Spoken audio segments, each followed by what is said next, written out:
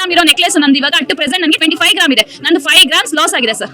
ಸ್ನೇಹಿತರೆ, ಇತ್ತೀಚೆಗೆ ಕೆಲವು ವಿಡಿಯೋಗಳು ವೈರಲ್ ಆಗ್ತಿರುವುದನ್ನ ನೀವೆಲ್ಲರೂ ಕೂಡ ನೋಡೇ ಇರ್ತೀರಾ. ಹೌದು, ಕೆನರಾ ಬ್ಯಾಂಕ್ ಗ್ರಾಹಕರ ಚಿನ್ನಕ್ಕೆ ದೋಖಾ ಮಾಡಿದೆ ಅನ್ನುವ ಸುದ್ದಿ ಮತ್ತು ವಿಡಿಯೋಗಳು ಸಾಮಾಜಿಕ ಜಾಲತಾಣದಲ್ಲಿ ವೈರಲ್ ಆಗ್ತಾ ಇದೆ. ಕೆನರಾ ಬ್ಯಾಂಕಿನಲ್ಲಿ ಚಿನ್ನವನ್ನ ಅಡವಿಟ್ಟು ಸಾಲವನ್ನ ಪಡೆದುಕೊಂಡವರಿಗೆ ಕೆನರಾ ಬ್ಯಾಂಕ್ ಈಗ ಚಿನ್ನದ ತೂಕದಲ್ಲಿ ಮೋಸವನ್ನ ಮಾಡಿದೆ. ಕೇವಲ ಒಂದೆರಡು ಗ್ರಾಹಕರಿಗೆ ಮಾತ್ರವಲ್ಲದೆ ಸಾಕಷ್ಟು ಗ್ರಾಹಕರಿಗೆ ಈ ರೀತಿಯಾಗಿ ಮೋಸವಾಗಿದೆ. ಸದ್ಯ ಕೆನರಾ ಬ್ಯಾಂಕಿನಲ್ಲಿ ಚಿನ್ನವನ್ನ ಅಡವಿಟ್ಟ ಗ್ರಾಹಕರು ಈಗ ಸಂಕಷ್ಟಕ್ಕೆ ಒಳಗಾಗಿದ್ದಾರೆ. ಸ್ನೇಹಿತರೆ, ಕೆನರಾ ಬ್ಯಾಂಕ್ ಮಾತ್ರವಲ್ಲದೆ ನೀವು ಯಾವುದಾದರೂ ಒಂದು ಬ್ಯಾಂಕಿನಲ್ಲಿ ಚಿನ್ನವನ್ನು ಅಡವಿಟ್ಟು ಸಾಲವನ್ನು ಪಡೆದುಕೊಂಡಿದ್ರೆ ನೀವು ಕೂಡ ಈ ರೀತಿಯಾಗಿ ಮೋಸ ಹೋಗಬಹುದು. ಸ್ನೇಹಿತರೆ, ಮೋಸ ಹೋಗಬಾರದು ಅಂತ ಹೇಳಿದ್ರೆ ನೀವು ಕೆಲವು ನಿಯಮಗಳನ್ನು ತಿಳಿದುಕೊಳ್ಳುವುದು ಅತಿ ಅಗತ್ಯವಾಗಿದೆ. ಸ್ನೇಹಿತರೆ, ಬ್ಯಾಂಕುಗಳ ನಿಯಮದ ಪ್ರಕಾರ ಒಂದು ಬ್ಯಾಂಕ್ ಗ್ರಾಹಕರಿಂದ ಚಿನ್ನವನ್ನ ಪಡೆದುಕೊಳ್ಳುವ ಸಮಯದಲ್ಲಿ ಬ್ಯಾಂಕುಗಳು ಪ್ರೊವೈಡ್ ಮಾಡುವ ಆ್ಯನ್ಯುವಲ್ ಕವರ್ನಲ್ಲಿ ಆ ಚಿನ್ನವನ್ನು ಇಡಬೇಕು. ಕೇವಲ ಕೆನರಾ ಬ್ಯಾಂಕ್ ಮಾತ್ರವಲ್ಲದೆ ಯಾವುದೇ ಬ್ಯಾಂಕ್ ಆಗಿದ್ದರೂ ಕೂಡ ಆಯಾ ಬ್ಯಾಂಕುಗಳು ಪ್ರೊವೈಡ್ ಮಾಡುವ ಆ್ಯನ್ಯುವಲ್ ಕವರ್ನಲ್ಲಿಯೇ ಚಿನ್ನವನ್ನ ಇಡಬೇಕಾಗುತ್ತೆ.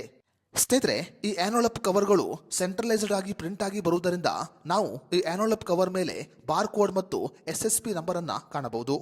ಅದೇ ರೀತಿಯಲ್ಲಿ ಈ ಆ್ಯನ್ಯುವಲ್ನಲ್ಲಿ ನಮೂದಿಸಲಾಗುವ SSP ನಂಬರ್ ಅನ್ನ ನಿಮ್ಮ ಬ್ಯಾಂಕ್ ಖಾತೆ ನಂಬರ್ಗೂ ಕೂಡ ಲಿಂಕ್ ಮಾಡಲಾಗುತ್ತೆ.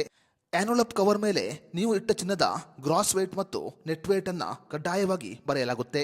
ಅದೇ ರೀತಿಯಲ್ಲಿ ಆ್ಯನ್ಯುವಲ್ ಕವರ್ ಮೇಲೆ ನಿಮ್ಮ ಸಿಗ್ನೇಚರ್ ಮತ್ತು ವ್ಯಾಲ್ಯೂಯೇಟರ್ ಸಿಗ್ನೇಚರ್ ಅನ್ನ ಕಡ್ಡಾಯವಾಗಿ ನಮೂದಿಸಲಾಗುತ್ತೆ. ಆ್ಯನ್ಯುವಲ್ ಕವರ್ ಒಳಗೆ ನಿಮ್ಮ ಚಿನ್ನವನ್ನು ಹಾಕುವ ಮೊದಲು ಚಿನ್ನವನ್ನ ಕಡ್ಡಾಯವಾಗಿ ತೂಕವನ್ನು ಮಾಡಲಾಗುತ್ತೆ.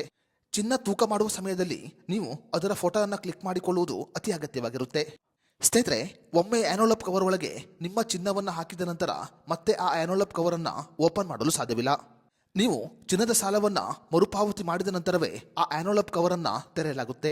ಈ ಕಾರಣಗಳಿಂದ ನಿಮ್ಮ ಚಿನ್ನವನ್ನ ಆ್ಯನ್ಯುವಲ್ ಕವರಿಗೆ ಹಾಕಿದ ನಂತರ ನೀವು ಅದರ ಫೋಟೋ ತೆಗೆದುಕೊಳ್ಳುವುದು ಅತಿ ಅಗತ್ಯವಾಗಿರುತ್ತೆ.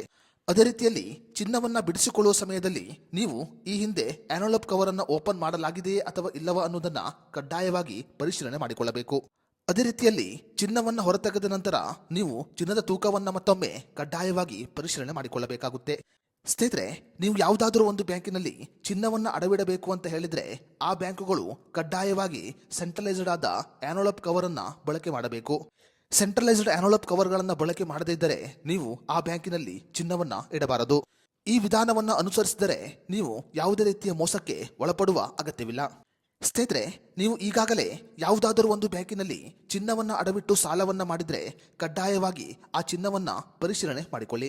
ಸ್ನೇಹಿತರೆ, ನಾವು ಕೊಟ್ಟ ಈ ಇನ್ಫಾರ್ಮೇಶನ್ ನಿಮಗೆ ಇಷ್ಟವಾಗಿದ್ದರೆ ದಯವಿಟ್ಟು ಈ ವಿಡಿಯೋವನ್ನ ಪ್ರತಿಯೊಬ್ಬರಿಗೂ ಶೇರ್ ಮಾಡಿ.